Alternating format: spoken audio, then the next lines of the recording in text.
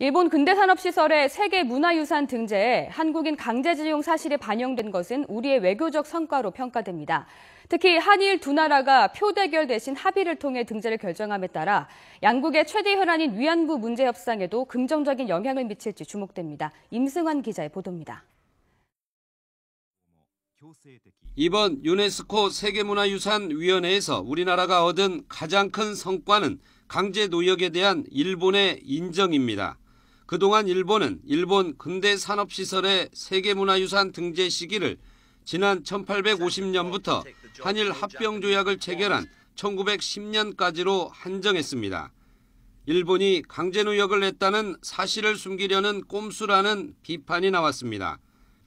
하지만 세계문화유산 등재 결정문에 1940년대 일본의 강제노역 사실이 포함돼 국제사회가 일본이 숨기려고 했던 역사를 알 수 있게 됐습니다. 유네스코 세계유산위원회에서 일본 근대산업시설의 세계유산 등재가 우리의 정당한 우려가 충실히 반영되는 형태로 결정된 것을 기쁘게 생각합니다. 또 희생자를 기리는 정보센터 설치 역시 일본 국민들뿐 아니라 일본을 방문하는 다른 나라 사람들이 강제 노역의 역사를 알 수 있어 의미가 있습니다. 우리나라와 일본은 그동안 일본 근대산업시설의 세계유산 등재 심의를 앞두고 팽팽한 외교전을 벌여왔습니다.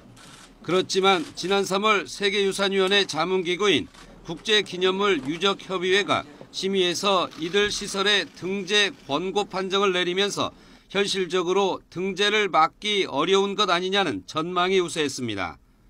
이후 한일 양국은 우리 국민들의 강제노동을 어떻게 반영할지를 두고 치열한 협상을 이어가면서 심의를 하루 미루면서까지 기싸움을 계속했습니다. 한일 관계를 복원해야 되는 상황에서 일본하고 일단 협의를 통해서 협력하는 차원에서 그런 식으로 했다라는 것은 다른 외교 전체를 보면 아주 나쁜 것은 아니다라고 할 수가 있죠.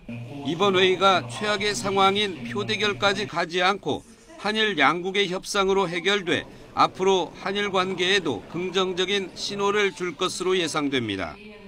특히 한일 정상회담의 최대 걸림돌인 위안부 문제 협상에도 긍정적인 영향을 미칠지 주목됩니다. YTN 임승환입니다.